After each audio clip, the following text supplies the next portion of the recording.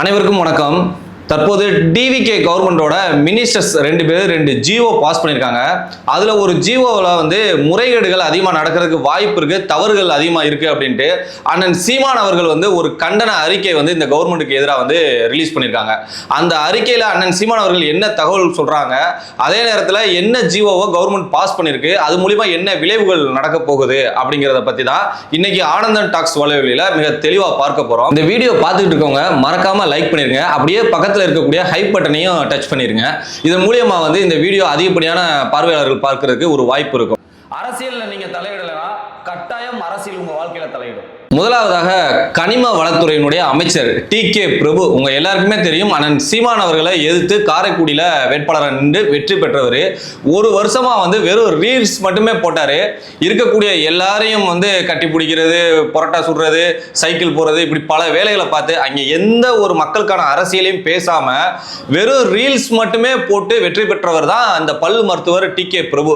இன்னைக்கு கனிம வளத்துறையினுடைய அமைச்சராக இருக்கிறது உங்க எல்லாருக்குமே தெரியும். அதிகமான பலப்புழக்கம் இருக்கக்கூடிய ஒரு இலாக்காவை வந்து இந்த கனிம வளம் வந்து இந்த இலாக்காவை வந்து நம்ம சொல்லலாம். அப்படி இருக்கு. இப்போ உதாரணத்துக்கு கல்குவாரி.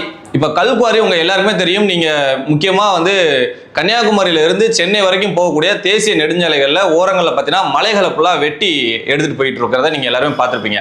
அந்த மலைகள் மூலியமாக கல்குவாரிகளை அமைத்து அந்த கல்குவாரிகளை கிரஷர்ல போட்டு அரைச்சு இங்க விற்கிறாங்க. உங்களுக்கு தெரியும் எந்த அளவுக்கு ரேட்ல வந்து இங்க மக்கள் வந்து வாங்கிட்டு இருக்காங்க தெரியும். அப்ப அந்த குவாரி அமைச்சருக்கு எவ்வளவு கோடி கணக்கில் பணம் வந்து கிடைக்கும் அப்படிங்கிறத நீங்க இமேஜின் பண்ணி பாருங்க. நான் சொல்றது ஒரே ஒரு மலையை வெட்டி அதன் மூலியமா வரக்கூடிய பணமே கோடி கணக்கில் இருக்கு. அப்படின்னா மணல் இருக்கு, கனிம வளங்கள் கீழே இருக்கு, இது மாதிரி நிறைய விஷயங்களை வந்து இந்த டிபார்ட்மெண்ட் வந்து பாக்குறாங்க. இப்போ இந்த அமைச்சர் என்ன ஜிஓ பாஸ் பண்ணியிருக்காரு அப்படின்னா, தமிழ்நாட்டில் முறையாக அனுமதி வாங்கியிருக்கக்கூடிய 2000 கல் குவாரிகளுக்கு நீங்க விசிட் பண்ணுங்க. இங்க வந்து முறைகேடுகள் நடக்குது, அனுமதி பெறாமல் நிறைய நடக்கிறதாக கேள்வி இருக்கு. அங்கே தோண்டக்கூடியதில் நம்ம கொடுத்துருக்க ஆழத்தை தாண்டி அதிகமான ஆழங்கள்ல வந்து தோன்றாங்க. அதனால போய் இருக்கக்கூடிய மாவட்ட கனிம வளத்துறை அதிகாரிகள் எல்லாரும் போய் அங்கே சந்திச்சு விசிட் பண்ணி எனக்கு வந்து இந்த மாத இறுதிக்குள்ள ஒரு அறிக்கை சப்மிட் பண்ணுங்க அப்படின்னு வந்து டி.கே. பிரபு அமைச்சர் வந்து சொல்லியிருக்கிறாரு.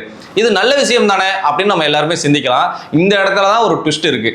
ஏற்கனவே வந்து புதுக்கோட்டையில் இருக்கக்கூடிய விஜயபாஸ்கர் அவர் வந்து அதிமுகவினுடைய முன்னாள் அமைச்சர் ராசி ப்ளூ மெட்டல் அப்படின்னு அவர் வந்து ஒரு குவாரி எடுத்து நடத்தினாரு. கிட்டத்தட்ட வந்து ஒரு 90-100 ஏக்கர்ல நடத்தினாரு. அதுல முறைகேடுகள் நடந்ததாக குற்றச்சாட்டுகள் வந்து கிட்டத்தட்ட அந்த குவாரிக்கு மட்டும் அபராதம் விதிச்சதே வந்து ஒரு 90 கோடி வந்து அபராதம் விதிச்சாங்கிறது நியூஸ் எல்லாருக்குமே பரவுச்சு. அதே போல சிவகங்கை மாவட்டத்தில் வந்து ஒரு குவாரி ஆழமா வந்து தோண்டியிருக்காங்க. அனுமதிக்கப்பட்ட அளவை விட அதிகமாக தோன்றின காரணத்தினால அங்கே வந்து மண் சரிவு ஏற்பட்டு கிட்டத்தட்ட ஒரு 6 பேர் வந்து பலியானாங்க, இறந்து போயிட்டாங்க. இந்த விஷயம் வந்து மீடியாக்கள் வந்து வெளியிட்டதுனால உடனே ப்ரெஷர் ஆகி அங்கே போய் செக் பண்ண போகும்போது அந்த குவாரி வந்து ஒரு வருஷத்துக்கு முன்னாடியே வந்து அந்த லீஸ் டெண்டர் வந்து முடிஞ்சிருச்சு.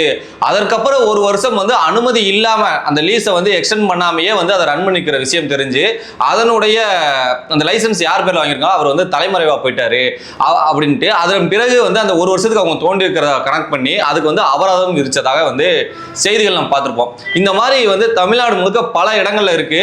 நாம் தமிழர் கட்சியினரே பல இடங்கள்ல வந்து இது போல போராட்டங்கள் வந்து குவாரிகள் முறைகேடு திண்டுக்கல்ல இருக்கட்டும், இது மேக்சிமம் இந்த குவாரிகளை வந்து அதிகப்படியா எடுத்திருக்கவங்க வந்து அரசியல் கட்சியை சார்ந்தவங்களா தான் இருப்பாங்க. ஒரு மினிஸ்டர்ஸோட பினாமியா இருப்பாங்க, இல்ல எம்எல்ஏவோட ஆட்களா இருப்பாங்க, எம்எல்ஏவோட பினாமிகளா தான் இருப்பாங்க. இந்த மாதிரி ஆட்கள் தான் வந்து பண்ணியிருக்காங்க. இந்த இடத்துல டிஎம்கே கவர்மெண்ட்டும் ஏடிஎம்கே கவர்மெண்ட்டும் ஏற்கனவே வந்து இந்த முறைகேடுகள்ல நிறைய வந்து சிக்கியிருக்காங்க. முதல் முறையாக ஒரு அரசியல் கட்சி, அது டிவிகே கவர்மெண்ட் வந்து விஜய் அவர்களுடைய ஆட்சி இப்போ வந்திருக்கிறதுனால இவங்களுக்கு இந்த விஷயங்கள் எல்லாமே புதுசு. இப்போ இங்க டி.கே. பிரபு என்ன பண்றாரா, இதை எப்படியாவது நம்ம தெரிஞ்சுக்கணும் அப்படிங்கிறதுக்காக இந்த முறைகேடுகளை பத்தின அறிக்கையை வந்து தமிழ்நாடு முழுக்க இருந்து கேட்டு வாங்கி இதற்கு அப்புறம் வந்து இவர் இந்த முறைகேடுகளை தடுக்க போறதாக ஜிஓ பாஸ் பண்ணிருக்கிறாரு. இந்த அறிக்கையை சப்மிட் பண்ணுங்க, அவங்க மீது நடவடிக்கை எடுங்கன்னு. இது போல பல விஷயங்கள் வந்து வந்திருக்கு. ஏற்கனவே உயர் நீதிமன்றத்துல வந்து ஒரு வழக்கு ஒரு நபர் போடுறாரு, திருப்பூர்ல இந்த மாதிரி நடக்குது அப்படின்ட்டு. அதுல வந்து பாத்தீங்கன்னா விசாரணை நடத்தும் போது நீதிமன்றம் அதுக்கு உரிய நடவடிக்கை எடுங்கன்னு சொன்னதுக்கு பிறகு அங்க இருக்கக்கூடிய அதிகாரிகள் திருப்பூர் மாவட்டத்துக்கு வந்து ஆய்வு மேற்கொள்றாங்க. அந்த ஆய்வுல வந்து 64 கல் குவாரிகள் வந்து அனுமதியே இல்லாம ரன் ஆயிருக்கு. 24 கல் குவாரிகள் வந்து அனுமதி வாங்கி நடந்திருக்கு, 64 வந்து அனுமதியே வாங்கல. எவனா ஒருத்தன் தோண்டிட்டு இருக்கான். அப்ப அந்த அளவுக்கு எப்படி இந்த கவர்மெண்ட் வந்து அன்னைக்கு இருந்த கவர்மெண்ட் வந்து விட்டுச்சு அப்படிங்கிற கேள்வி நமக்கு வருது. இந்த 24 அனுமதி வாங்கிருந்துச்சு இல்லையா, அவங்க வாங்கியிருக்க அனுமதியினுடைய அளவை தாண்டி வந்து தோண்டி இருக்கிறதாகவும் வந்து அவங்களுக்கும் வந்து ஃபைன் போட்டாங்க. இந்த ஃபைனெல்லாம் வசூல் பண்ணாங்களா அப்படிங்கிறதெல்லாம் நமக்கு யாருக்காவது தெரியுமா? எதுவுமே தெரியாது. விஜய் அவர்கள் பதவி ஏற்ற உடனேயே நிதி பிரச்சனையை பத்தி பேசினாரு, உங்க எல்லாருக்குமே தெரியும். வெள்ளை அறிக்கை வெளியிடுவேன் அப்படின்னு சொன்னாரு. அதே போல நான் என்ன இந்த காணொலி வாயிலாக கேட்கிறேன் அப்படின்னா, தயவு செய்து நீங்க உண்மையிலேயே நேர்மையான கவர்மெண்டா வந்து இதை நீங்க ரன் பண்ண போறீங்க அப்படின்னா, இந்த ஆய்வு டி.கே. பிரபு அவர்கள் கனிம வளத்துறையினுடைய அமைச்சர் வெளியிட்டிருக்காரு இல்லையா, இந்த ஆய்வுகள் வந்த பிறகு தமிழ்நாடு முழுக்க எத்தனை கல்குவாரிகள் வந்து இயங்கிக்கிட்டு இருந்துச்சு, இதுல எத்தனை அனுமதி வாங்கியிருக்கு, எத்தனை அனுமதி இல்லாம நடந்திருக்கு, அந்த அனுமதி வாங்கினது வந்து விதி மீறல்களை எத்தனை கல்குவாரிகள் வந்து விதிமீறல் மீறி இருக்கு அப்படிங்கிற தகவல்களையும், அதற்கு ஏத்தாப்புல இவங்களுக்கு என்ன நடவடிக்கை எடுத்திருக்கீங்க, இவங்களுக்கு என்ன பெனால்ட்டி போட்டிருக்கீங்க, அந்த பெனால்ட்டியை எப்ப வசூல் பண்ணீங்க, எவ்வளவு வசூல் பண்ணிருக்கீங்க, இந்த தகவலையும் வெள்ளை அறிக்கையா உங்களால காட்ட முடியுமா? இந்த ரீல்ஸ் டீம் வந்து அறிக்கை விடுறதை மட்டும், ஜிஓ பாஸ் பண்றதை மட்டும் வந்து உடனே ஹைலைட் பண்ணிக்கிட்டே இருக்கீங்களே, நடவடிக்கை எடுத்தது வராது. ஏன்னா அதிகமான பணங்களை செலவு பண்ணி ரீல்ஸ் போட்ட நம்ம டி.கே. பிரபு அதெல்லாம் திருப்பி சம்பாதிக்கணுமா இல்லையா? அப்ப மினிஸ்டர் அதுக்கு தானே கேட்டு கனிம வளத்துறை மினிஸ்டரா வந்திருக்காரு. அப்ப அவர் சம்பாதிக்கிறதுக்கான வேலைகளை பார்ப்பாருங்கன்னு நம்ம உறுதியா வந்து அவர் மேல ஒரு குற்றச்சாட்டை வைக்கிறோம். இந்த குற்றச்சாட்டை வந்து இல்லைன்னு நீங்க நிரூபிக்கிறதுக்கு ஒரே வழி, இந்த வெள்ளை அறிக்கையை நீங்க ரிலீஸ் பண்ணா மட்டும்தான் முடியும். அப்படியே இந்த பக்கம் வந்தோம் அப்படின்னா மருத்துவத்துறையினுடைய அமைச்சராக இருக்கக்கூடியவர் அருண்ராஜ் அவர்கள், அவர் வந்து நேற்று ஜிஓ ஒன்று பாஸ் பண்றாரு. இங்க பெண்டிங்ல மருத்துவமனைக்கு அனுமதி வாங்குறதுக்காக பெண்டிங்ல இருக்கக்கூடிய 8000 மருத்துவமனைகளுக்கும் தற்காலிகமாக 1 வருஷத்துக்கு வந்து நீங்க அனுமதி கொடுங்க, அதற்கப்புறம் ஆய்வுகளை மேற்கொண்டு அது சரியா இருக்கும் பட்சத்துல அதுக்கப்புறம் பெர்மனன்ட் லைசன்ஸ் வந்து நீங்க கொடுங்க அப்படின்னு சொல்லியிருக்காரு. இப்போ நமக்கு அண்ணன் சீமான் அவர்கள் இதை கேட்டுட்டு உடனே கண்டன அறிக்கை எதுக்கு பதிவு பண்றாங்க அப்படின்னு கேட்டீங்கன்னா, இப்போ இது வந்து நேத்து நடந்துச்சு இந்த ஜிஓ.